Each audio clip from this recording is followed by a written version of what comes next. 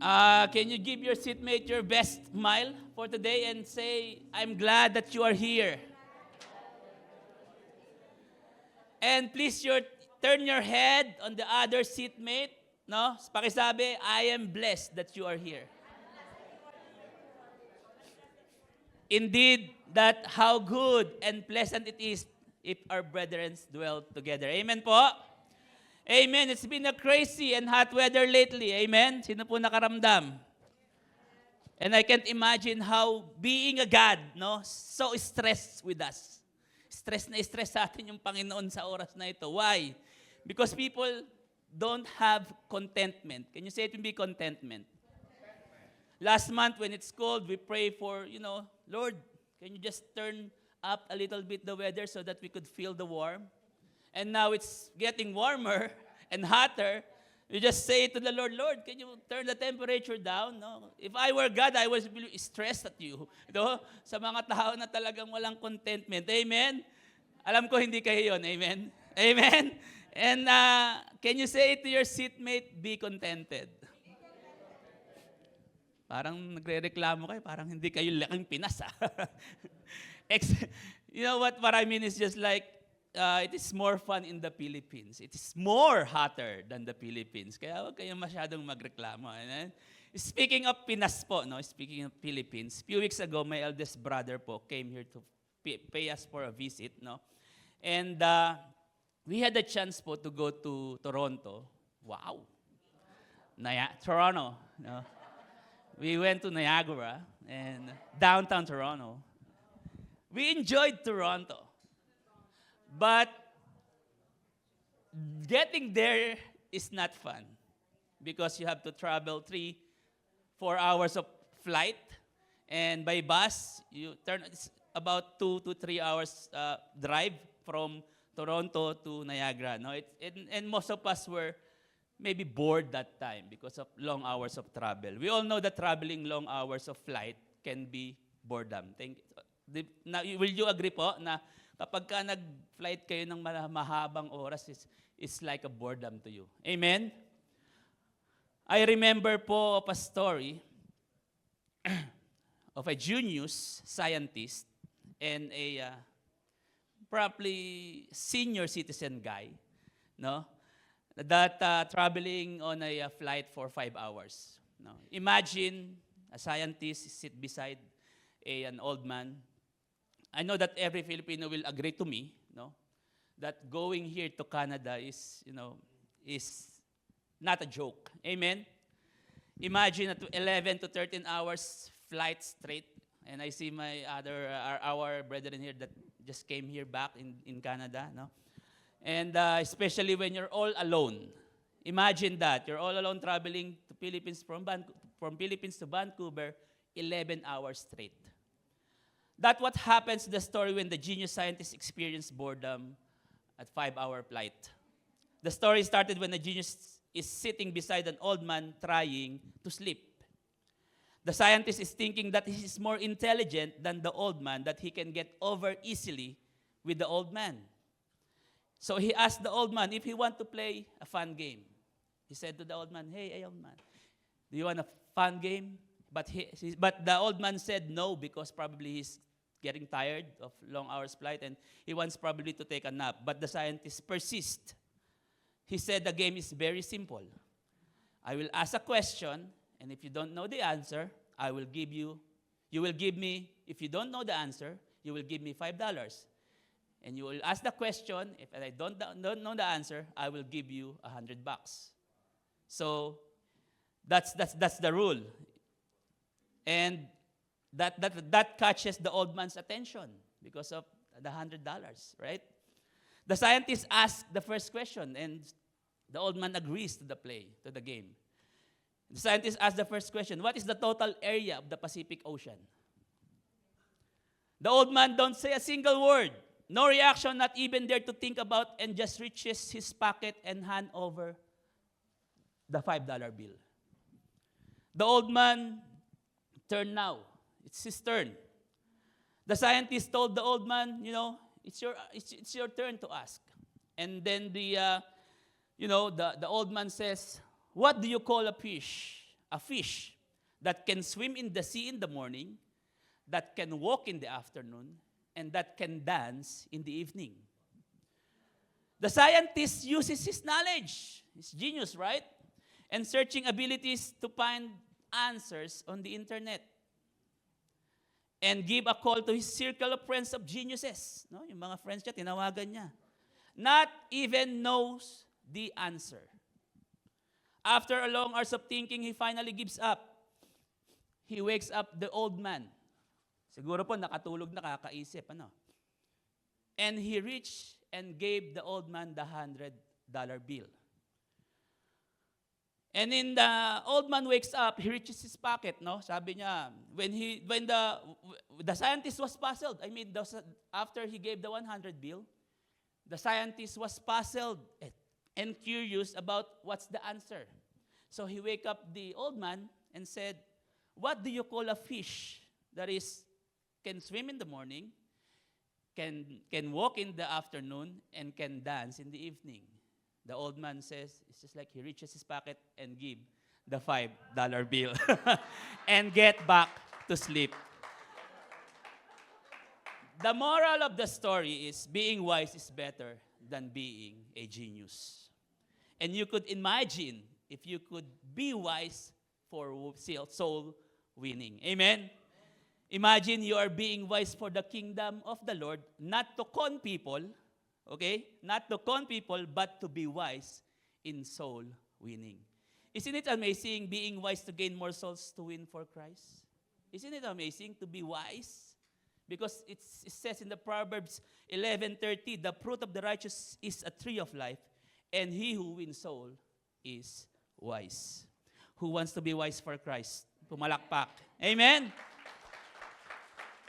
And with that po, I encourage all of you to please stand in reverence po on reading our main verse for today, this morning, that can be found in the book of Mark, chapter 4, verse 3 to 8. Andyan po yan sa slide. Number 3, 1, 2, 3, go. Ayan. Okay, one more time. 1, 2, 3, go.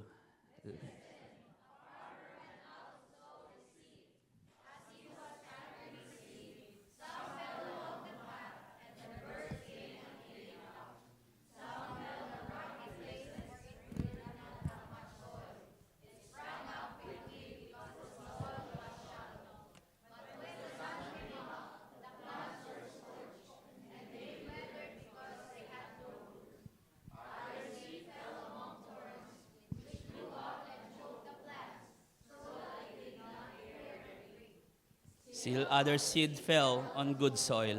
It came up, grew, and produced a crop, some multiplying 30, some 60, and some 100 times. Glory to God, and you can be seated again in the presence of the Lord. Can you just give the best clap of praise to our living God? Are you wise? Amen? This morning, we will not talk about being wise on conning people, okay? Hindi po yung makagancho tayo, but being wise to win soul. Amen po? I entitled my preaching this morning, We Are Hiring Seed Planters for Jesus.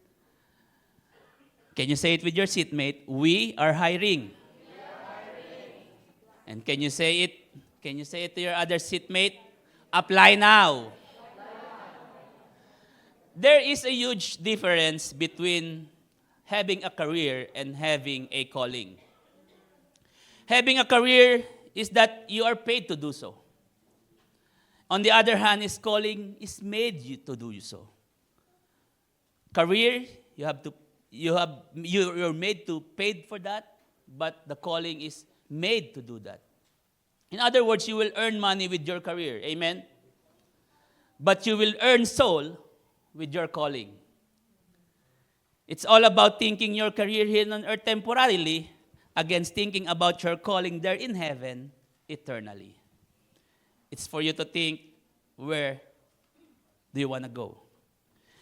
Being the seed planters and to win souls for Christ is very challenging. Aminado po tayo, amen? And it's very difficult task to do. Will you agree on me? Amen. It's so hard and it's so frustrating sometimes, no? And that is why in the Bible, it is compared to two of the hardest jobs we know. And that is a fisherman and a farmer. Sino po yung mga fisherman dito? Who knows fishing? Who knows farming? These jobs, no? Both fishermen and farmers are not just easy-peasy work. Right? It's a hard, intensive labor work, no? These jobs needs patience, great effort, hard labor, and intensive work to have a good catch of fishes and great harvest of crops.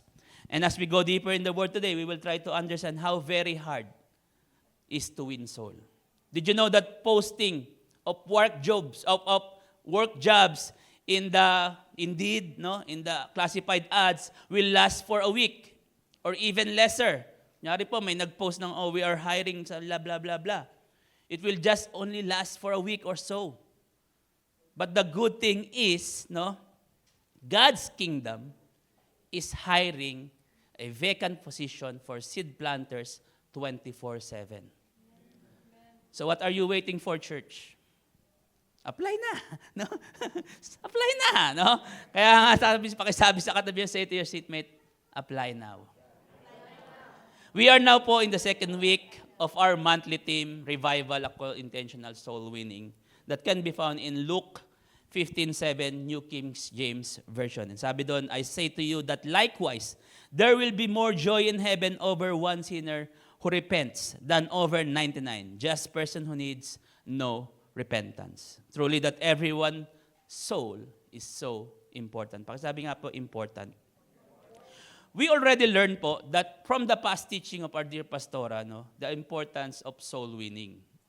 And we all clear on that. Amen? How it is important, why it is important. We all know that. And this morning, allow me to discuss just 3 topics. Tatlo lang po, no? And I will make it quick. Siguro 1 hour every topic, no? So, here's today's topic po. Number 1, pakibasa. Can you read it with me? Why God needs us for His kingdom.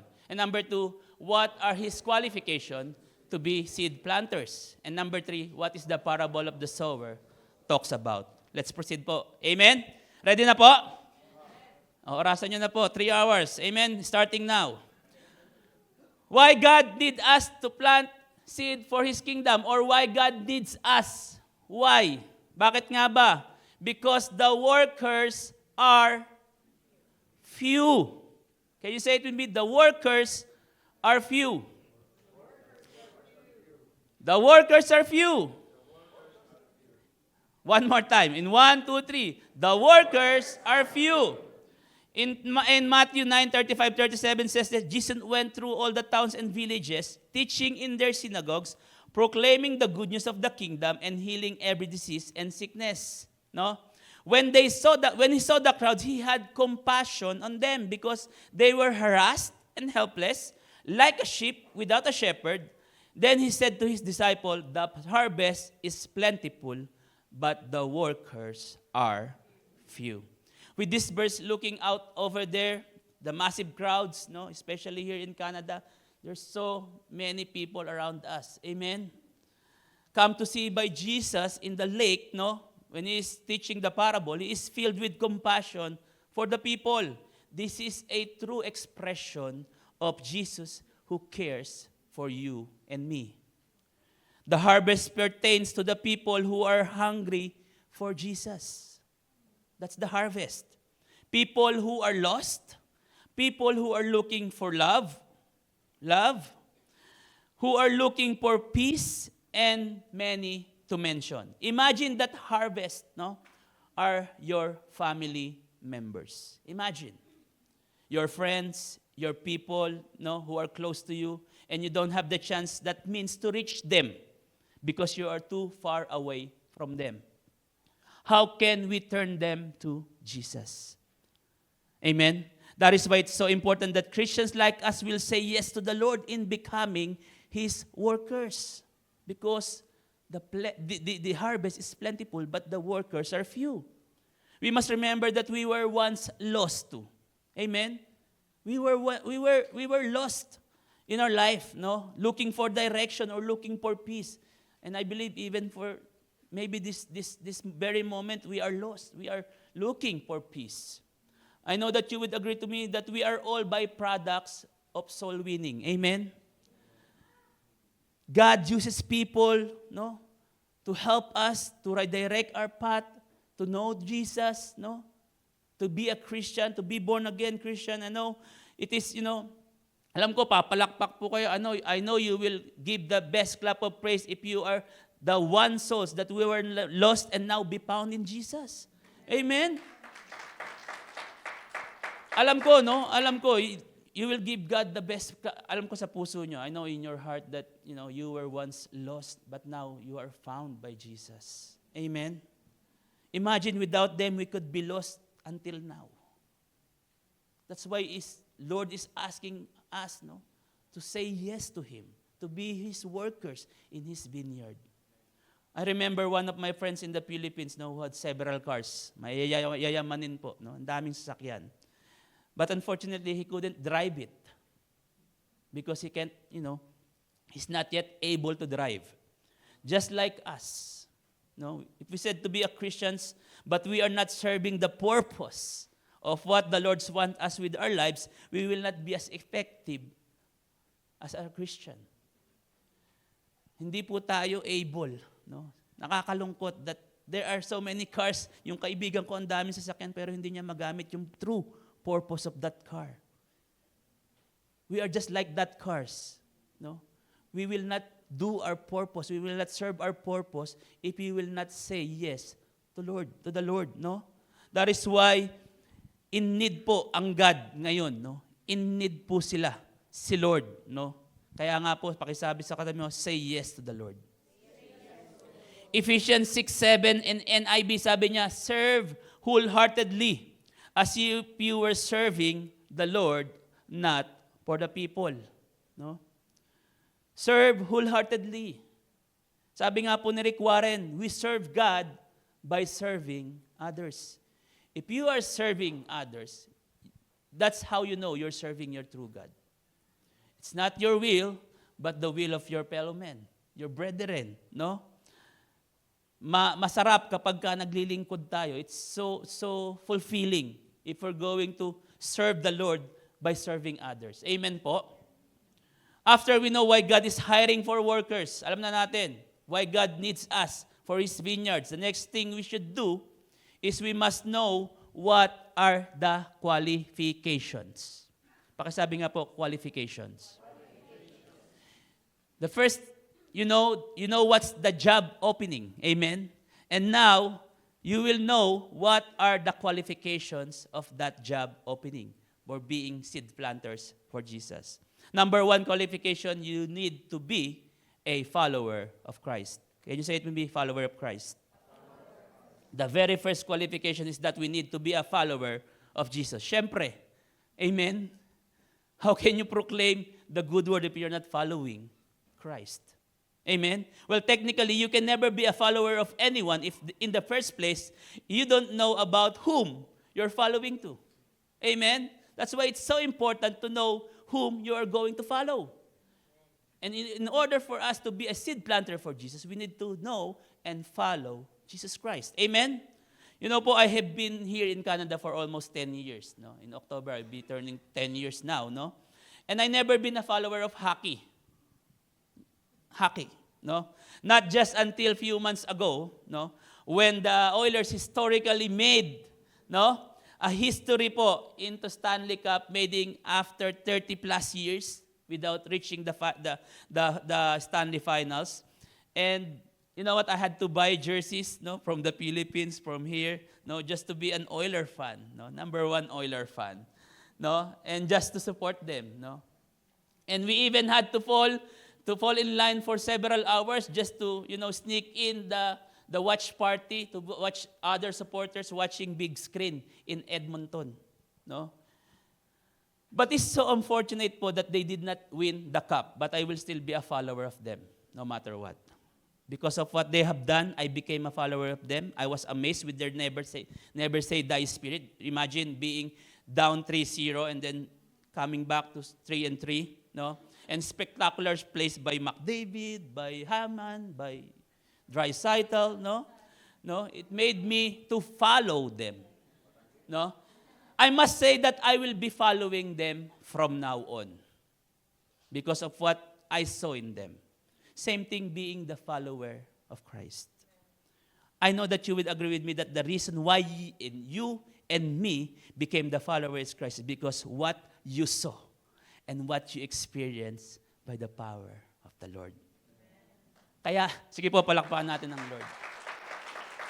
Sabi ko nga, I will be an Oilers fan from now on because of what I see. Same thing with the Lord. We will be the number one follower of Christ because what God has done to our lives and what He is going to do in the future. Amen?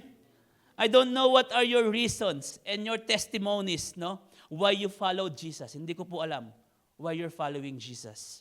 But I know and I do believe that you had experienced the most powerful, the most miraculous way Jesus done in your lives. Amen? Can you give God the best clap of praise? Sabi ko nga, iba-iba bakit tayo nagpa-follow kung kanino man yung gusto nating i-follow. We had this reason why we follow someone. And with this case, we follow Jesus because of His great love, no? Compassion with us.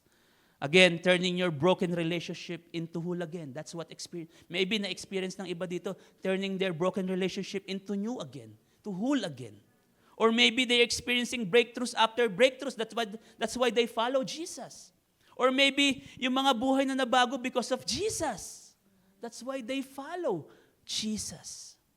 I don't know your testimonies, but I know may ginawang maganda yung Lord sa inyo kaya kayo nandito. Amen? Alam ko, I know, I am sure of that 100%. Because you will never be here or you will not follow Jesus if you don't experience that thing. Amen? And if your life has been changed or maybe in the process by changing the Lord, you will give the best clap of praise to the Lord.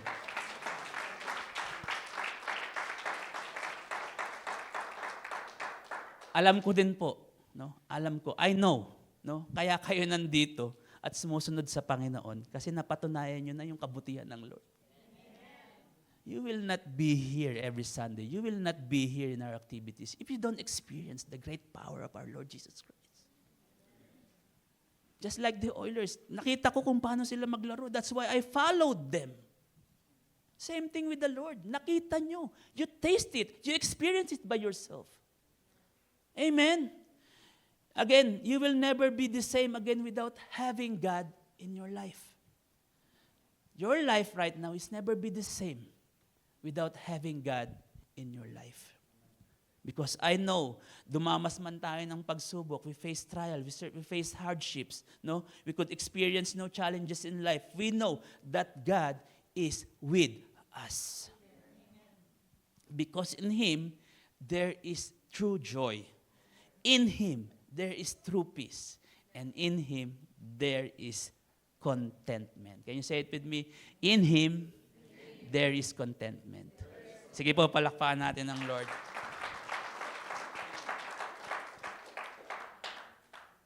Because, alam niyo po, the moment you followed Jesus, no, you follow Jesus, you know that even though you will take up His cross daily, no, you will be denying yourself daily, okay lang. Alam mo na yun eh. No? You are not living yourself now, but you are living now for Christ. Amen. Being a follower of Christ, now Luke 9:23 says there, and He said to all, if anyone would come after me, let him deny himself and take up his cross daily and follow me. Hindi lang pwedeng pumalo ka lang tapos you will not deny yourself and you will not, take up His cross daily. No? If you want to be a seed planter for Jesus, we should be ready to take up His cross daily. Are you ready for that? Are you ready for that? Ask your seatmate, can you take up his cross daily? Daily, ha? Not occasionally, not yearly, not weekly, but daily. Meaning you will not follow Jesus if it's just Sunday service. No? Meaning, you will not follow Jesus if there's an activity. No. May activity lang, kaya ka nagpa-follow kay Lord. No. It's unfortunately that most of us, no, including me, sometimes there will come a time, no, there's a time, no, that I was convicted by this, no. I'm not taking his cross up daily. I failed him. No. But again, by the power and grace of the Lord, we can stand again. Amen. And you could use our life again for the glory of the Lord. If you want to win to soul effectively, we must be seen in our lives. God may be seen in our lives daily. Like many preachers are saying all the time, our life itself must be a living testimony. Amen. Because people will follow you based on what they are seeing to you. Kung ano yung nakikita nila, yun yung gagawin nila at doon sila mag-base if you are going to follow you. Amen? If you are winning souls and your life is not pleasing on what they see on you, I'm sorry to tell, they will not follow you anymore. Kasi you're not living on a testimony. But on the other hand, if your life testimony is powerful and they see your life having Christ-likeness characters every day, well, I believe that you could win soul easily. That's why this powerful testimony is just, pretty enough, to win soul. That is why Jesus said we must deny ourselves, or I may say, I deny my old self, our own self, and we must live a new self that is already crucified by the Lord. With Jesus' disciple point of view po, ito po yung tayo. Kung ano yung nakita natin, na experience natin, why we follow Jesus. In the case naman po of Jesus' disciple, there are verses there that pertains how and why they follow Jesus. In Luke 5:11 in NIV, sabi diyan, so they pulled their boats up on shore, left everything, and followed Him. Yan po sila Tito Vic and Joey, si Simon, and the crew. Sa John 1:35-37, NIV, sabi niya dyan, the next day, John was there again with two of his disciples. When he saw Jesus passing by, he said, look, the Lamb of God. When the two disciples heard him say this, they followed Jesus. Last po, John 1:43 NIV, sabi niya, the next day, Jesus decided to leave for Galilee. Finding Philip, he said to him, follow me. Sa atin po, na-experience natin how great God is in our lives. That's why we followed Jesus. And with Jesus' disciples' point of view, they also experienced the great power, their miracles after miracles that Jesus did. That's why they followed Jesus. Sometimes, we just need one miracle to know who Jesus in our life to follow Him. Sometimes, kailangan lang isang, Lord, I will follow you. Sometimes, kailangan lang ng isang sitwasyon. Sometimes, kailangan lang ng isang, miracle things na nangyari sa'yo. That's so that you could follow Jesus. Pakisabi nga to, just one miracle. Again, brothers and sisters, what are your reasons why you follow Jesus? Hindi ko na po hihintayin yung sagot nyo. Sa inyo na lang po yan. Why and what are the reasons why you follow Jesus? We just don't need to follow Jesus. It's not enough in order for us to be qualified for seed planters for Him. The second point po na bibigay ko, you must be a believer of Christ. Yung una po, must be a follower of Christ. And now po, you must be a believer. Can you say it to me, believer? Mahaba-haba po ito. Luke 5:1-10 NIV says there, one day as Jesus was standing by the lake of Gennesaret, the people were crowding around Him and listening to the word of God. He saw the water's edge, two boats left there by the fishermen who were washing their nets. He got into the one boat, the one belonging to Simon, and asked him to put a little from shore. Then he sat down and taught the people from the boat. When he had finished speaking, he said, Simon, put out in the deep water and let the nets for a catch. Simon answered, Master, we've worked hard all night and haven't caught anything. But because you say so, I will let down the nets. Pakisabi nga po with me, but because you say so, I will let down the nets. When they had done so, they caught such a large number of fish that their nets began to break. So they signaled their partners in order the boat to come and help them, and they came filled boats so full that they began to sink. When Simon Peter saw this, he fell at Jesus' knees and said, "Go away from me, Lord. I am a sinful man."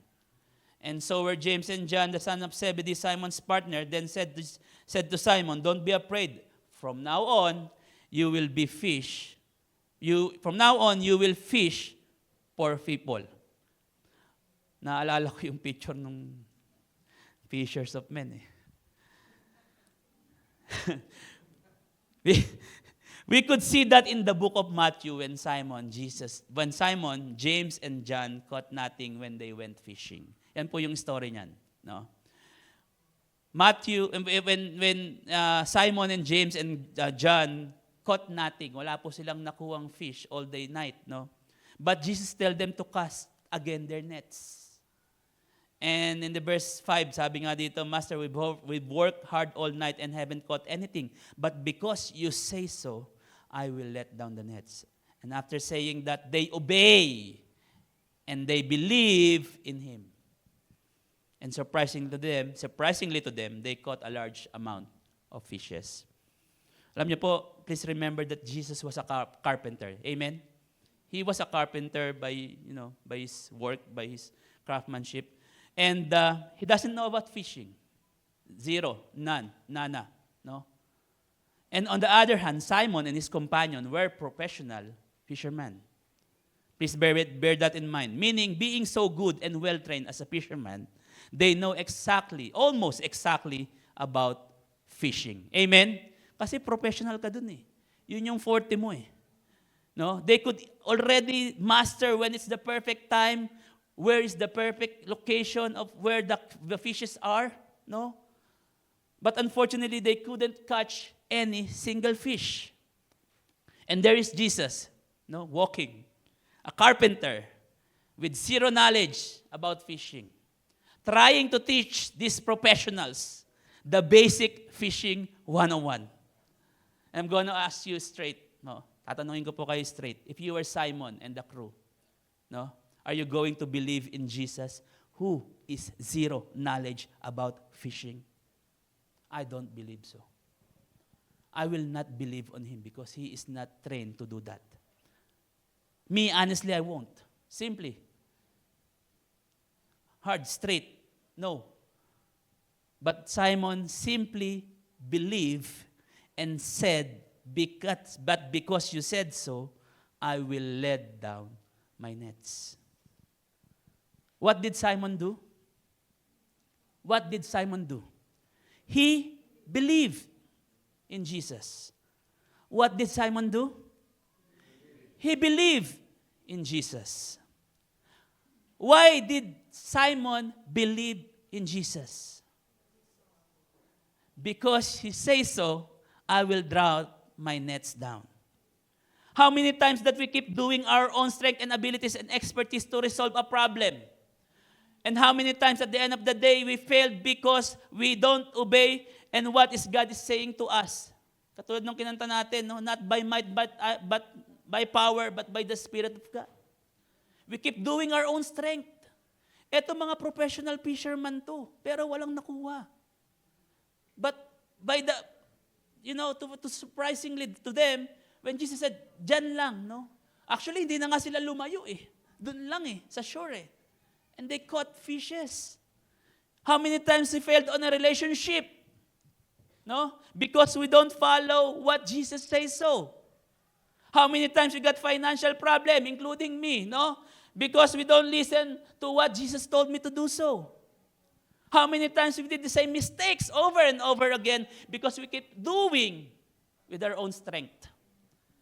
Good thing about with Simon and the crew, when they did not catch the fish, they believed and listened to Jesus. Hindi sila katulad natin na hindi nakikinig sa Lord. Simon and the crew believed in Jesus. You know what will happen to you if you will believe in Jesus? Great things will happen if you're going to listen to Jesus. Alam nyo nangyari? A large amount of fish was caught in their nets.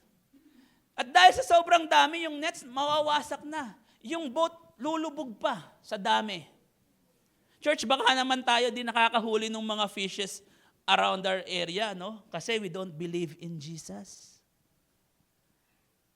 Drop ng nets, pero hindi tayo naniniwala kay Jesus. Church, maybe the reason why we're still not catching fish until this time is because we are still leaning with our expertise. Alam ko na yan. I know that. Ganito lang mag-soul win. Ganito lang. May training kami ng soul win. Amen. We are not trusting Jesus. We are leaning with our own understanding. Maybe the reason we are not effective in soul winning is because we are not asking direction from the Lord. But instead, we are just focusing on what our knowledge is. Good thing kina Simon, hindi sila nanangan sa sarili nila. They believe in Jesus. That is why even though we're putting so much effort and expertise like Simon, we can effectively win soul. Amen. This is a great reminder to all of us who wants to be a seed planter for Jesus. Alam nyo, isa lang, no? You believe that Jesus will catch fish for you. No? Please don't get me wrong po, we need to be equipped in soul winning. Amen. Hindi po ako makikipag-battle diyan. Kailangan po natin. That's why we are so blessed for being pastora po, no, to equip us in soul winning, no? Baka sabi ko nga, baka nakakalimutan lang natin sometimes. We have this equipment, we are equipped, but sometimes we forget to ask direction from the Lord. Amen. Baka layo tayo ng layo for soul winning, no? Yun pala, mas marami tayong makukura around our family neighbors. Around our areas, no? If we will just believe in the Lord. Do we consider our loved ones who are near to us that's not, hindi pa nakakakilala sa Panginoon? Baka punta tayo ng punta sa malalayo, yun pala yung ating pamilya na hindi pa nakakakilala, hindi pa natin napag-soul win. Sometimes we had this doubt in mind to win soul our loved ones because we are so hesitant. But because God says so, I will drop my nets down. I know them, no? Sabi ko nga, kilala ko sila, they will not listen to me. Or they will not treat me seriously because they know me.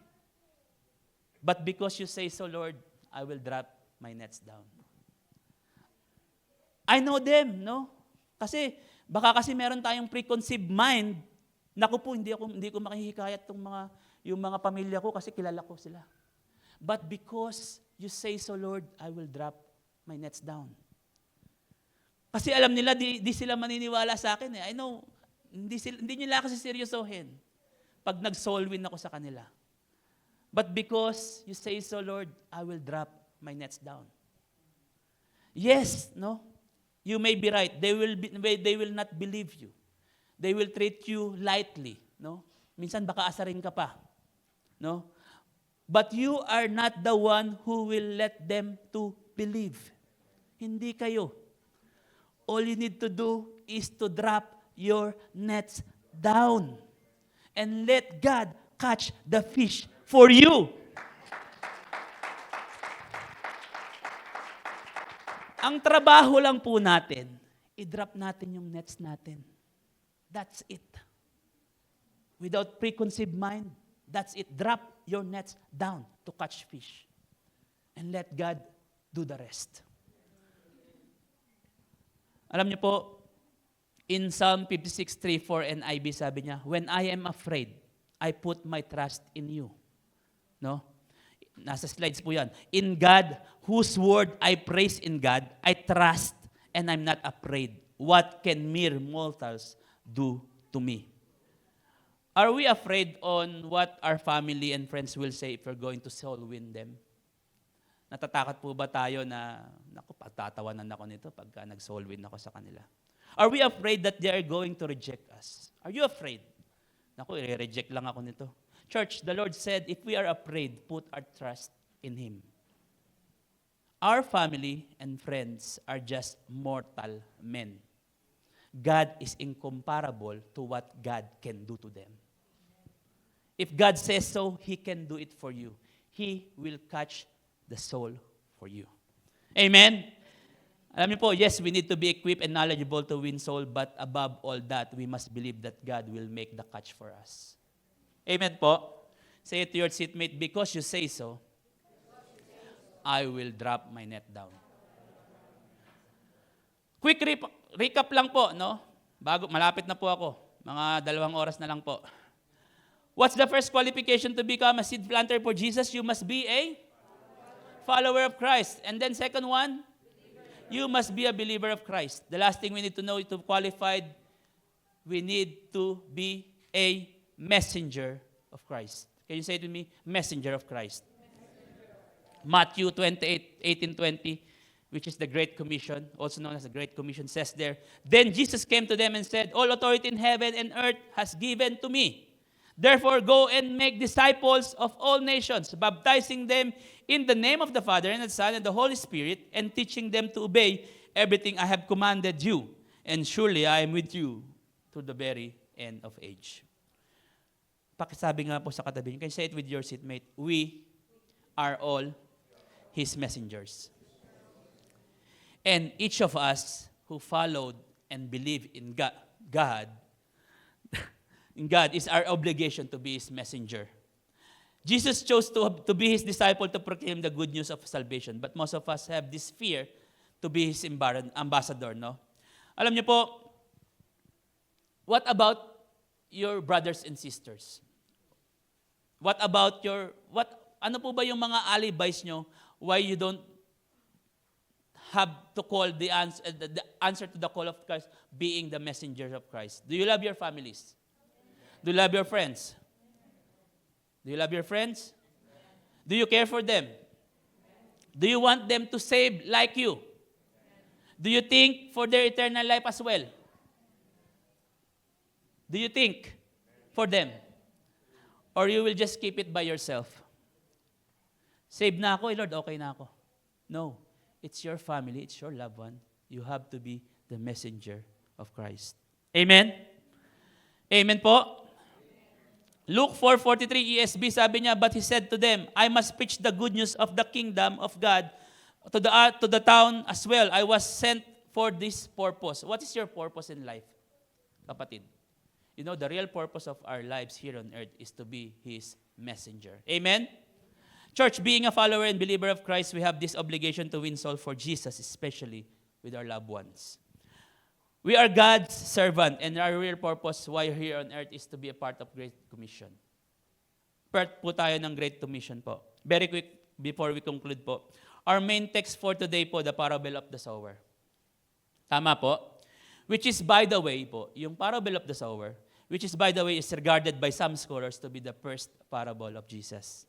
It is recorded and written around 65 to 75 CE, or what you call in current era, or AD, converted po siya sa AD, or means Anno Domini, or in terms, layman terms po, in the year of the Lord. No? Sabi niya po dito, Mark 4:38, sabi niya, listen, a farmer who went out to seed his seed. And nabasa na po natin yan. No? What is the parable? Number 3 topic, and I'm almost done. No? What is the parable of the sower talks about? No? So, ano po ba? No? This is the 3 S of the parable. Can you say it with me? The 3 S of the parable. Number 1, sower. Number 2, seed. And number 3, soil. Number 1 parable, sower. Can you say it with me, sower? Or which described as the planter of the seeds. Yan po yung ina-applyan natin at this moment. The seed planters for Jesus. Sabi niya, well, if you applied for the vacant position God is offering you, will be that guy. Kayo po yan, no? Yung sower. You become the sower. Your task is to plant seed, or in earlier we discussed, you became the fisherman for God. Number 2, seed. It represents po yung seed, the soul you are sowing. No? With seed po, there are categories based on the parable of the sower, no? Parable kasi available, no?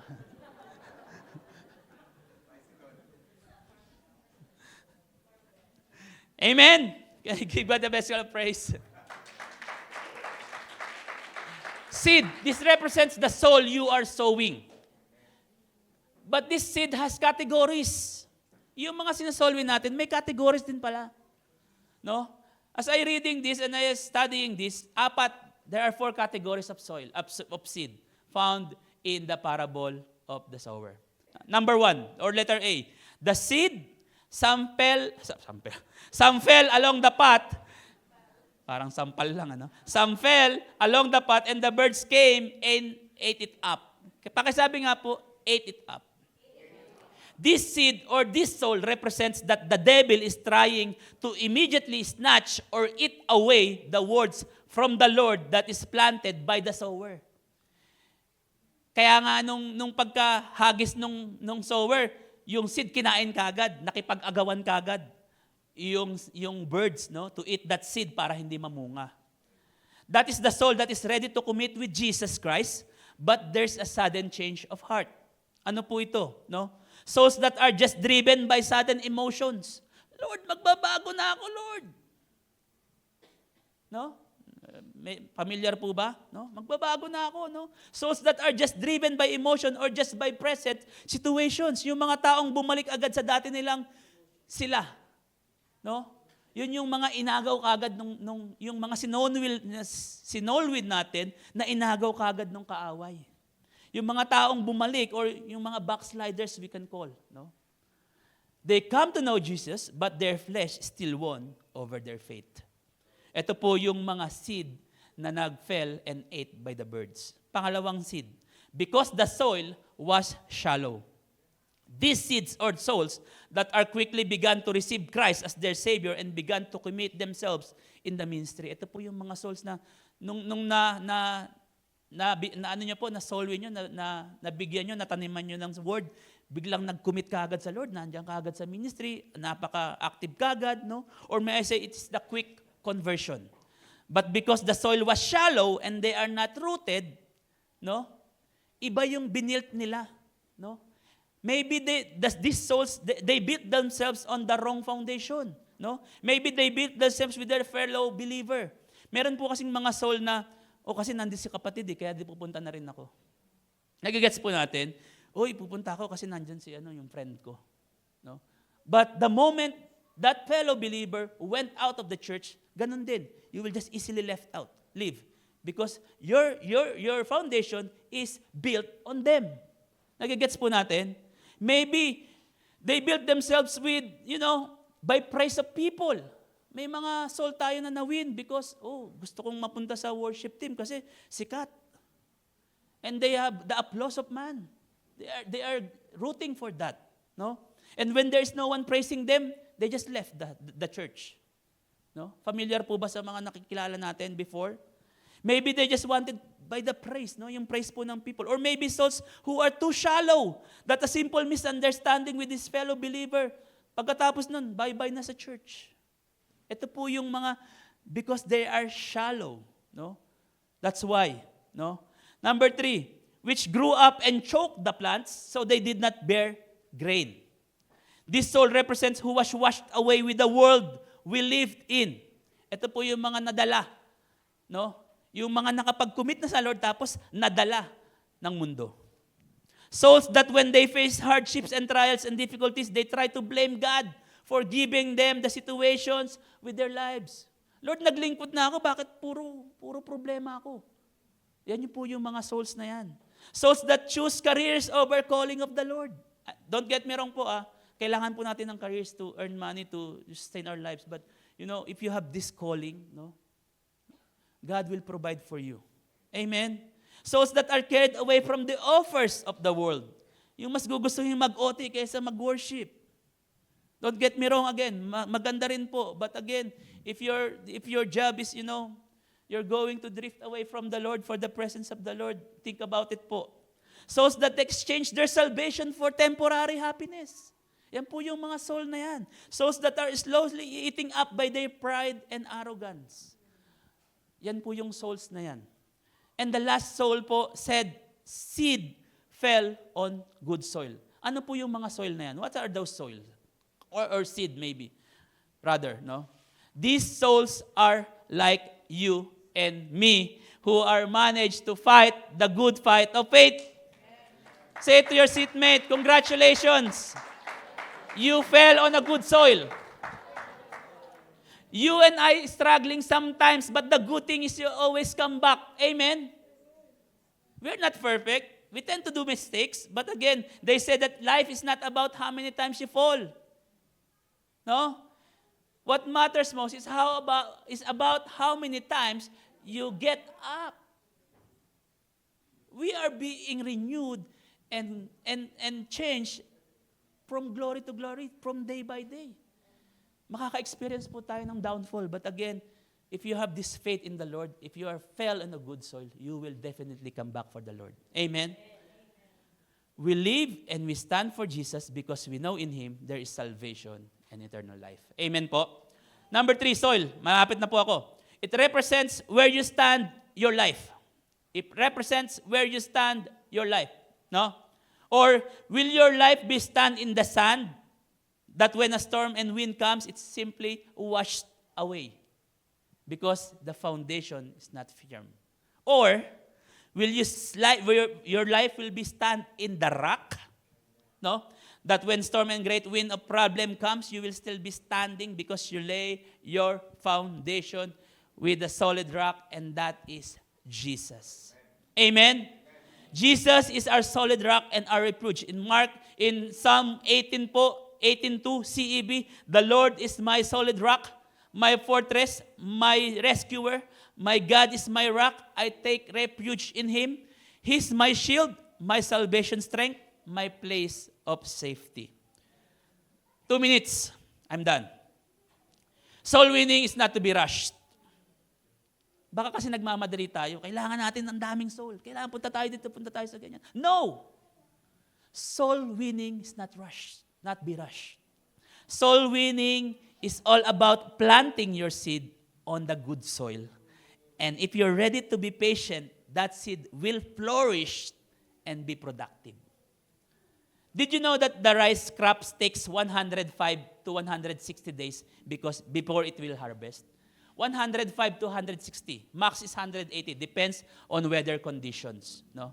That is why I'm so amazed po, no? With our farmers that are continuing plant seeds even though they are not sure if they're going to harvest or no. Alam niyo po yun, yung magtatanim ka for a long period of time, hihintayin mo, and then suddenly, all of a sudden, storm came, no? Nawasak yung pananim mo and it's gone. Nothing. No? Same thing with the seed planters for Jesus. I'm so grateful po for the seed planters of Jesus here in Sherwood Park, no? Who are not giving up to do follow-ups, make long trips, and tireless days just to come up with a plan in soul winning. And just give us the best clap of praise to that people, to those people who are working tirelessly to win soul. They are just the farmers who, anything goes. Basta makapagtanim ako, that's the important. That's important. Yun yung gusto ko, makapagtanim. I don't care if maniwala sila sa akin or may win soul kami. I don't care. All I care is to plant seed for them. I know you will agree on me in saying that po, that this church, you are here in church. Nandito po kayo sa church ngayon because someone win soul for you. I am a product po. I'm proud to be a product of soul winning. Personally. 2 minutes. I managed to ask po.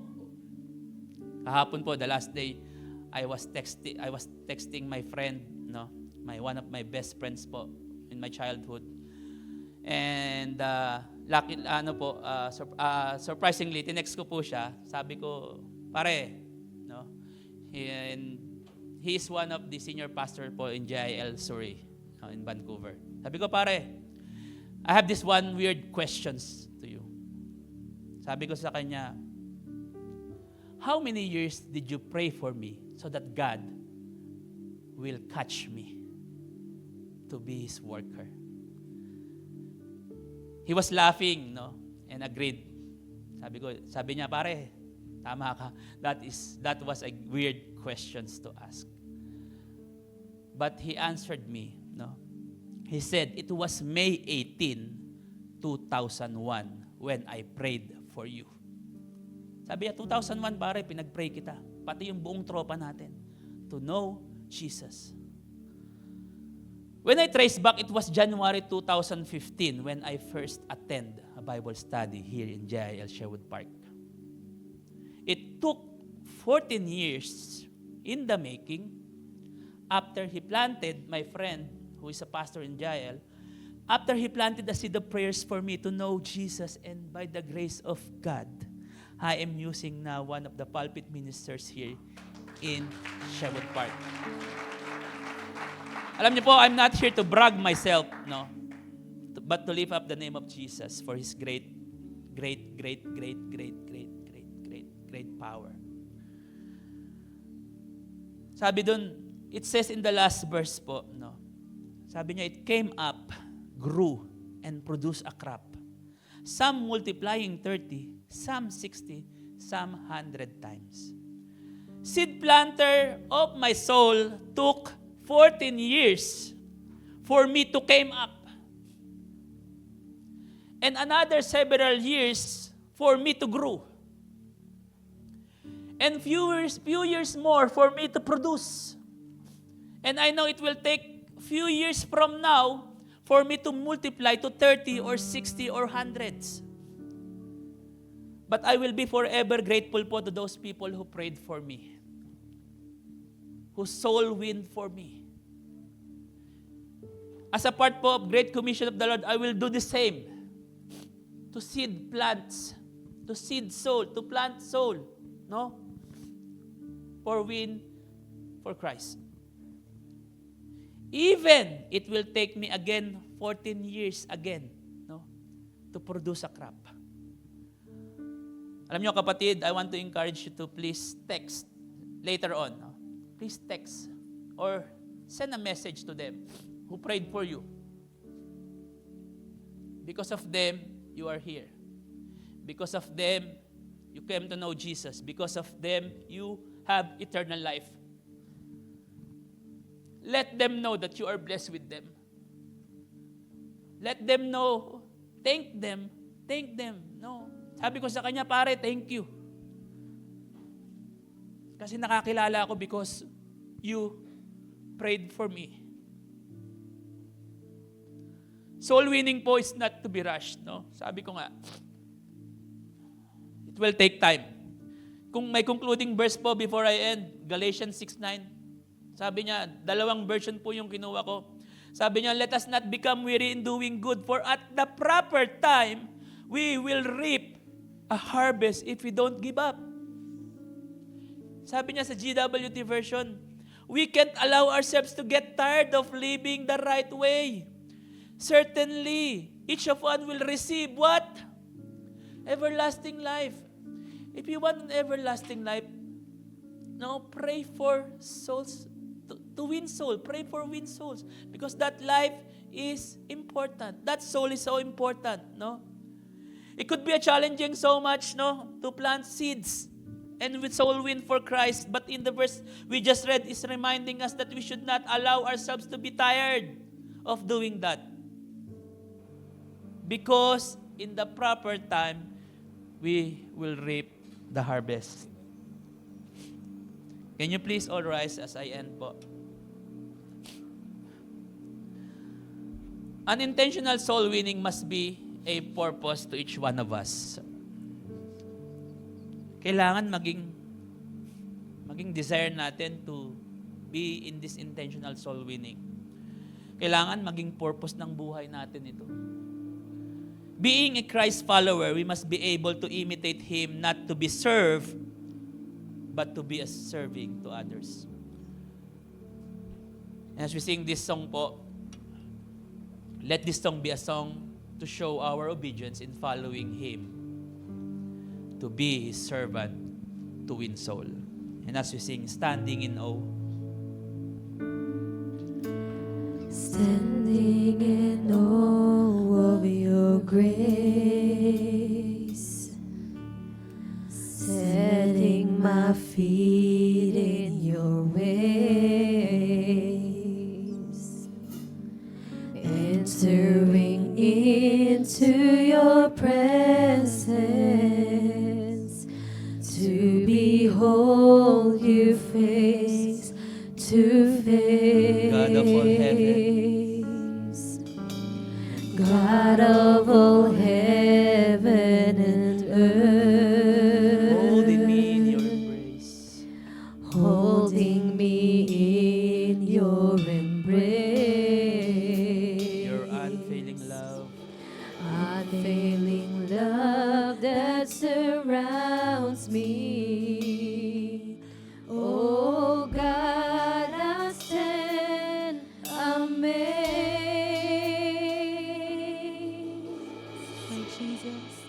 My Jesus, my Lord, you're the love of my life. Wherever you go, wanna be by your side. No longer I, but Christ living in me, serving you for all eternity. My eyes set on you in this race that I run. No longer my ways, let your will be done. Make me a servant, my heart's ever true. Clinging to the cross, I'll follow you. My Jesus, my Lord, you're the love of my life. Wherever you go, wanna be by your side. No longer I, but Christ living in me, serving you for all eternity. my eyes set on you in this race that I run. No longer my ways, let your will be done. Make me a servant, my heart's ever true. Clinging to And the for the last cross, I'll follow my you. Jesus, in a very, very soft voice. My Jesus, my Lord, you're the love of my life. we know that seed planters for Jesus, for you, can be hard sometimes. It requires you to take up His cross daily. It will take us to take up your cross daily. It can be tiring and exhausting and challenging sometimes. But as we declare our monthly theme for this month, unintentional soul winning, we will be more intentional, Lord. We will be more serious about it. We will be ready and will accept the challenge because we know that the harvest is many, but the workers are few. We will be ready as well, Lord, to equip ourselves so that we could be effective as a follower, as a believer, and as a messenger of Christ. And lastly, Lord, we will endure and ready ourselves to be more patient on waiting for the perfect time to harvest the seeds we planted. We will just lay our nets down because you say so. And I know and I do believe that this message will be an encouragement for us who are seed planting right now. I pray, Lord, for these soul-winning seed planters of yours here in Sherwood Park will not get tired. I pray, Lord, give them the empowerment of your Holy Spirit. Guide them, Lord. Lord, ituro nyo on how to become an effective soul winning to them. i-replenish nyo yung mga nawalang lakas so that they may fulfill, Panginoon, yung dapat nilang gawin in seed planting. Alam ko, Panginoon, that you will use us for your vineyard. We are a part of your great commission, and we will lead with that purpose. Again, all we need to do is to wait for your proper and perfect timing. Because we know that we will surely reap the harvest if we will not give up. We give you highest praise, the glory, the honor. In Jesus' name we pray. Jesus, my Lord, you're the love of my life.